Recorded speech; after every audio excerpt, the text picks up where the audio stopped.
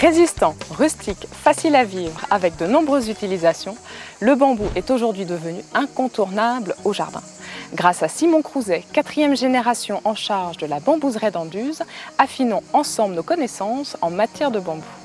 Simon, quels sont les différents stades de développement du bambou ? Il va y avoir grosso modo 3 phases. La première phase est une phase d'élongation, c'est-à-dire que les nœuds qui étaient empilés les uns sur les autres sous terre vont se déplier à la manière d'une canne télescopique. Donc cette phase va être assez rapide, car en l'espace de 3 semaines, eh bien, un chaume va donc sortir de terre avec son diamètre définitif, et donc au bout de 3-4 semaines, va atteindre sa taille adulte. Et on va dire dans la dernière semaine, la seconde phase va commencer. Et cette seconde phase, c'est l'élaboration des branches qui, elles, naissent au niveau de chaque nœud. C'est une phase là qui va être aussi assez rapide, qui va durer à peu près 2-3 semaines. Et suite à cela, en dernier lieu, c'est le feuillage qui va se mettre en place. Et donc ça, c'est une phase qui va être un petit peu plus longue, qui peut durer 1 à 2 mois. En termes de croissance, le bambou a besoin de 2 à 3 mois pour devenir adulte.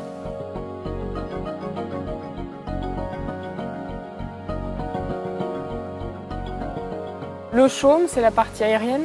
Pour le bambou, donc, qui est assimilé aux graminées, on ne parle pas de tronc, puisque ce n'est pas un arbre, ni de stipe, puisque ce n'est pas un palmier, mais on parle donc de chaume. Sachant que le bambou est constitué, on va dire, de 2 parties, la partie visible de l'iceberg, si je puis dire, donc, qui est le chaume, et la partie qui est souterraine, qui est le rhizome, qui est ni plus ni moins qu'un chaume souterrain, c'est-à-dire qu'il est constitué de la même manière que la partie aérienne, c'est-à-dire de nœuds et d'entre-nœuds. Alors cette variété qui a des chaumes verts, quand il va sécher, il va se transformer ? Tous les bambous, une fois coupés, vont peu à peu sécher pour prendre un aspect beige. Seul donc, le Phyllostachys nigra, lui, va conserver sa couleur originelle noire. Vous parlez de rhizome, on a tendance à avoir peur, c'est-à-dire qu'on plante un bambou, on se dit « Oh mon Dieu, il est rhizome !» Absolument, le bambou a malheureusement, je dirais, cette étiquette de plante envahissante. Il est quand même plus facile d'entretenir un bambou et de le contenir qu'une glycine. Une glycine ou une vigne vierge, si vous ne prenez pas l'habitude de la tailler régulièrement, très rapidement vous vous retrouvez envahi. Vous avez des conseils ?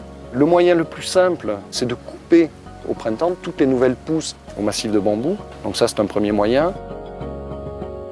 Des bambous plantés en bordure d'allée, où le simple passage régulier fait que le rhizome ne va pas justement aller dans ce sens-là et ne va pas chercher à se développer là où il y a des passages.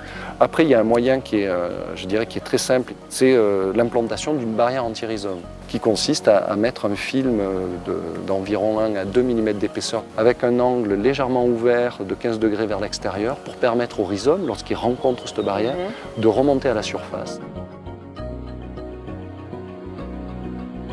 On croirait presque qu'il s'agit de blé ici.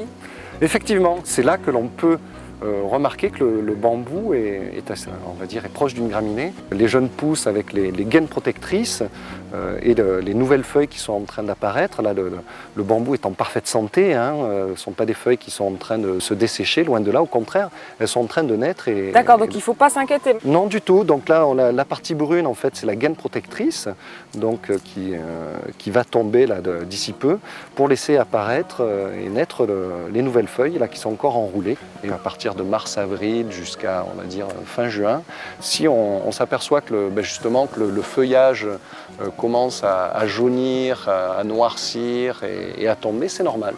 Chaque chaume renouvelle son feuillage à ce moment-là.